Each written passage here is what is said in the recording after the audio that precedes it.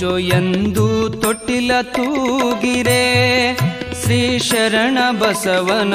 ಜೋ ಎಂದು ತೊಟ್ಟಿಲ ತೂಗಿರೆ